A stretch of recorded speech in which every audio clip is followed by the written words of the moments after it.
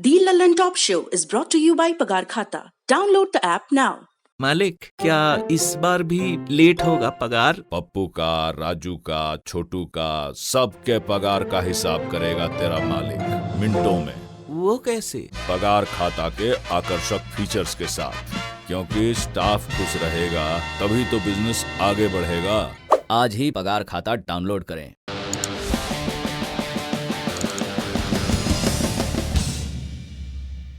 नमस्ते, मैं हूं सौरभ और आप देख रहे हैं दी ललन टॉप शो। शुरुआत करते हैं आज के वीडियो से।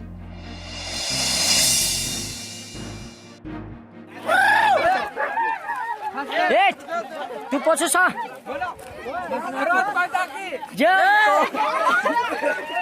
तू थोड़े यार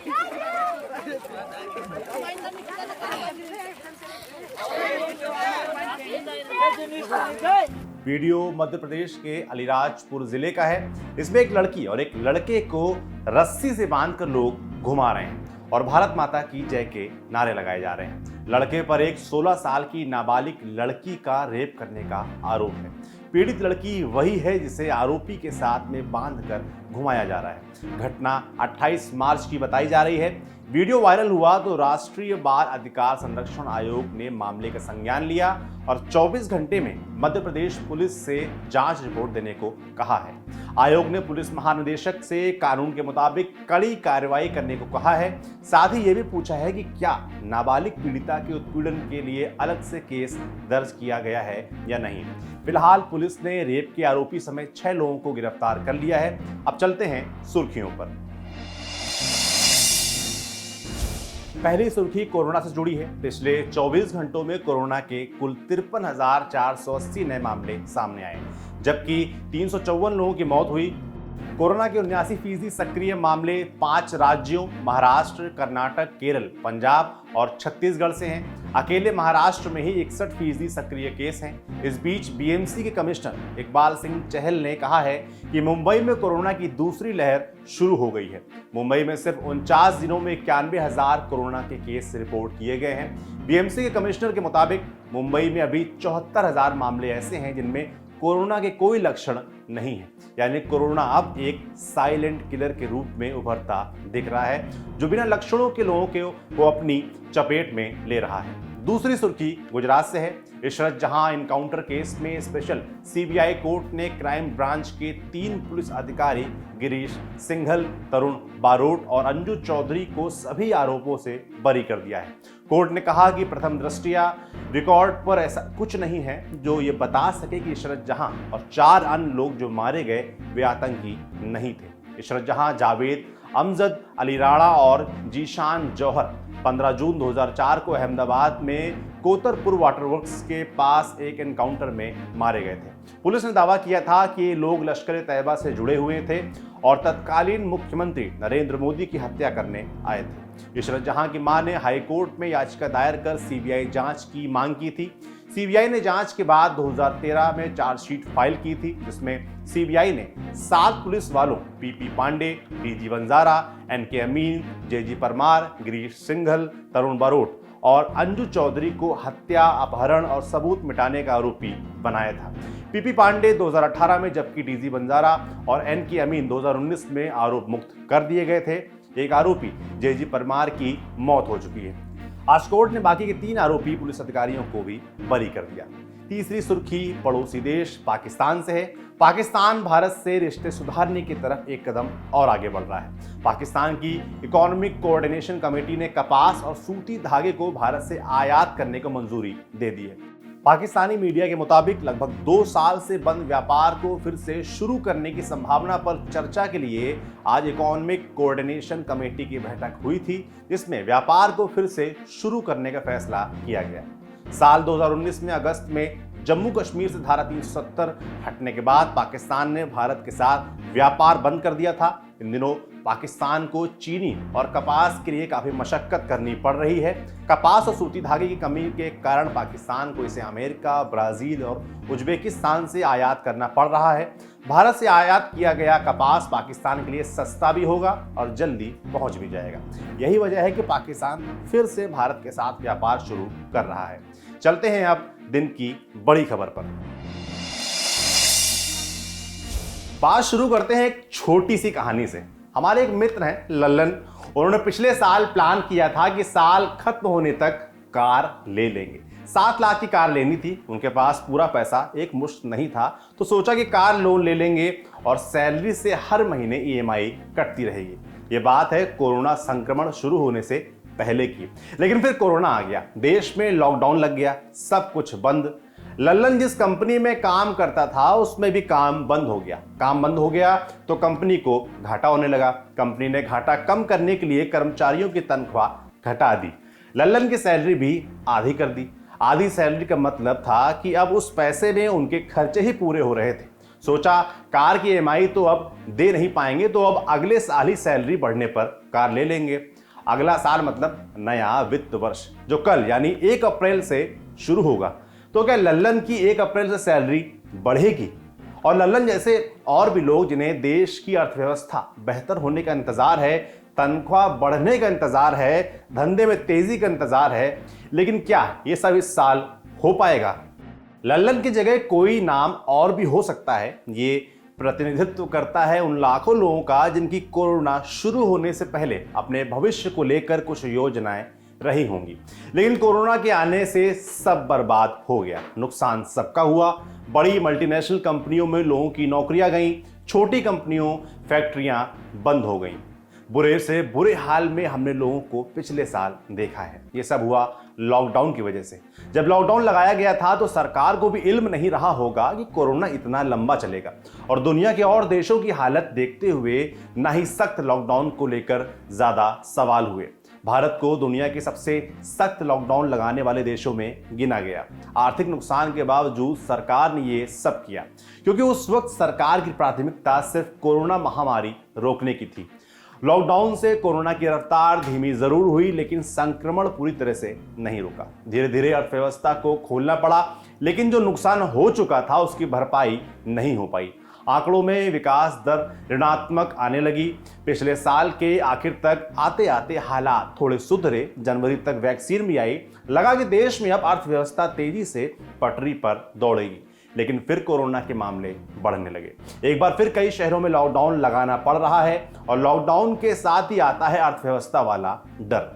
वित्त वर्ष 2020-21 में 2 तिमाही में नेगेटिव ग्रोथ के बाद अर्थव्यवस्था गड्ढे से बाहर निकलती दिख रही है। लेकिन अब कोरोना के केस फिर फैलने लगे, तो इस साल से क्या उम्मीद रखी जानी चाहिए, इस पर हम कुछ तथ्यों के साथ बात करेंगे और आपको समझाएंगे।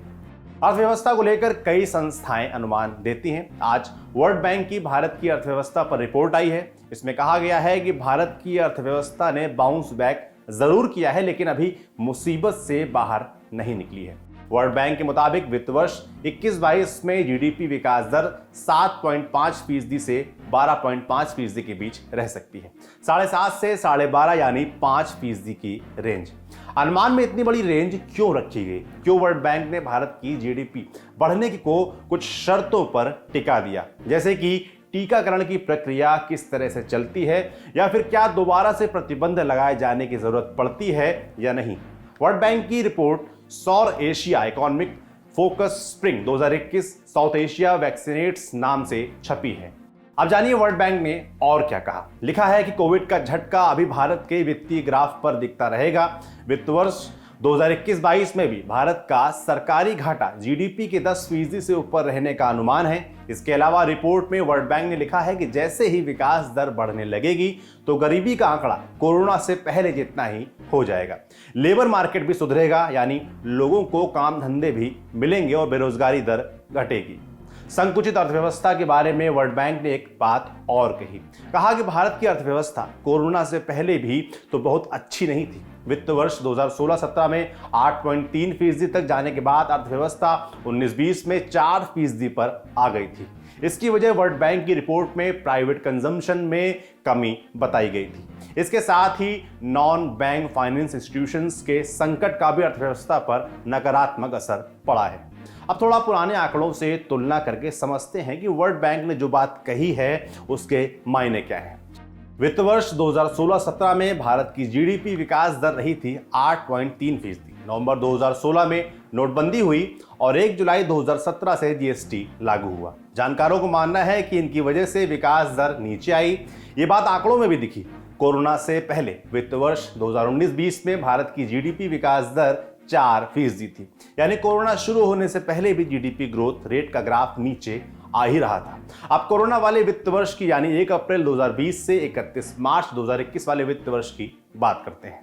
लॉकडाउन के बाद जब साल 2020-21 की पहली तिमाही के नतीजे आए तो विकास दर माइनस में 24.4% थी, यानी यह अर्थव्यवस्था का संकुचन था। दूसरी तिमाही में भी जीडीपी का संकुचन रहा, लेकिन पहले से कम। विकास दर -7.3% रही। कहा जाने लगा कि अर्थव्यवस्था की अब वी शेप रिकवरी हो रही है, यानी अंग्रेजी के अक्षर वी की तरह अर्थव्यवस्था का ग्राफ अब ऊपर उठ रहा है। और तीसरी तिमाही में विकास दर 0.4% रही, यानी तीसरी तिमाही में जाकर विकास दर 0 से ऊपर आई। चौथी तिमाही आज खत्म हो रही है, लेकिन आंकड़े आने में अभी देर है। अनुमान यह है कि चारों तिमाहियों को मिलाकर पूरे साल की जीडीपी विकास दर -8 के आसपास रह सकती है। सरकार के अर्थशास्त्री ये मान रहे थे कि कोरोना का साल गुजर रहा है, अब नए साल में अर्थव्यवस्था रफ्तार से दौड़ेगी। बजट से पहले आए आर्थिक सर्वे में नए वित्त वर्ष के लिए ग्रोथ रेट का अनुमान 11% रखा गया। अब वर्ल्ड बैंक का जो अनुमान आया है वो भी आर्थिक सर्वे के आसपास ही है, लेकिन वर्ल्ड बैंक ने न्यूनतम रेंज 7.5% रखी है। जब आर्थिक सर्वे का अनुमान आया था तब देश में कोरोना की दूसरी लहर शुरू नहीं हुई थी।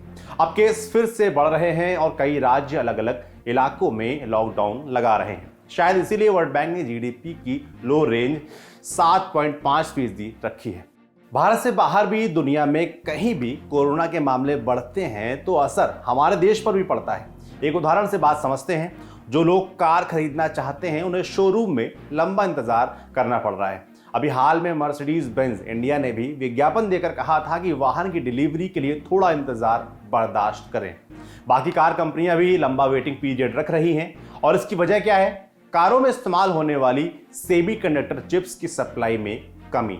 इंटीग्रेटेड सर्किट्स चिप यानी आईसी चिप आजकल हर इलेक्ट्रॉनिक उपकरण में इस्तेमाल होती हैं और इनके बिना लग्जरी कार नहीं बन पाती। गाड़ी में हर जगह इस तरह की आईसी चिप लगती हैं, जैसे power steering, parking camera, fuel injector sensor. Indian express की एक रिपोर्ट के मुताबिक कोरोना शुरू होने से पहले हर साल दुनिया भर में 1 लाख करोड़ आईसी चिप बनती थी। इसका मतलब यह है कि दुनिया के हर आदमी के हिस्से में 120 चिप आती हैं। लेकिन कोरोना की वजह से इन चिप का उत्पादन घट गया। चिप कम बन रही है तो कार बनने की गति धीमी है। कार की बिक्री कम हो रही है, असर अर्थव्यवस्था पर पड़ रहा है। इस तरह के और भी उदाहरण लिए जा सकते हैं। अब महाराष्ट्र समेत देश के कई राज्यों में कोरोना के मामले तेजी से बढ़ रहे हैं। पुराने उदाहरण से सीखते हुए अब सरकारें पूरी तरह से लॉकडाउन तो नहीं लगा रही हैं, लेकिन आंशिक लॉकडाउन लगाया जा रहा है। और अगर रात का भी लॉकडाउन रहता है तो भी इसका असर अर्थव्यवस्था पर पड़ता ही है।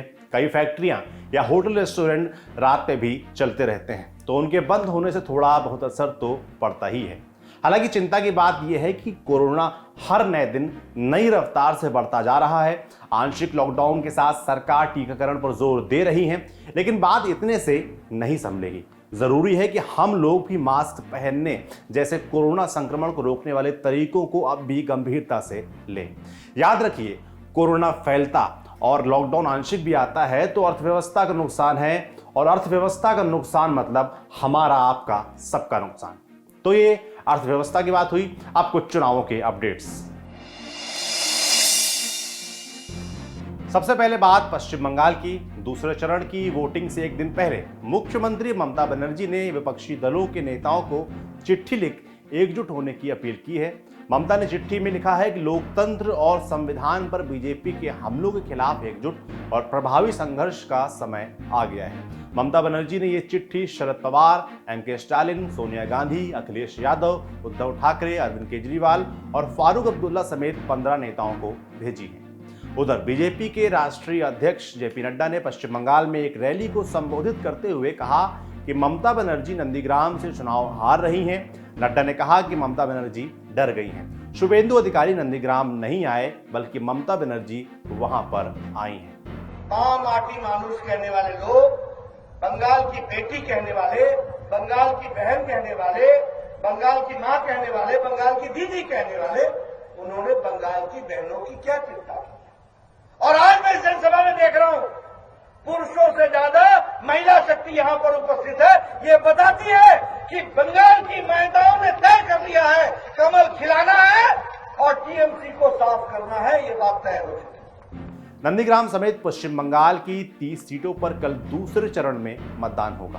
बंगाल के बाद अब बात असम की। कांग्रेस नेता राहुल गांधी ने आज कामरूप में रैली की, जहां उन्होंने बीजेपी पर निशाना साधते हुए कहा कि बीजेपी की सरकार असम की सोच असल के युवा को खत्म करना चाहती है। हमने 5 गारंटी दी है। पहली गारंटी, जो युवा का सपना था, पहली गारंटी कहती है कि हम असम में सीएए को इंप्लीमेंट नहीं होने देंगे।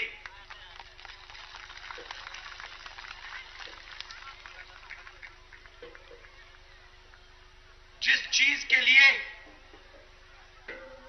दीपांचल दास ने अपनी जान दी, उसको हम असम में कभी नहीं होने देंगे। सवाल ही नहीं उठता।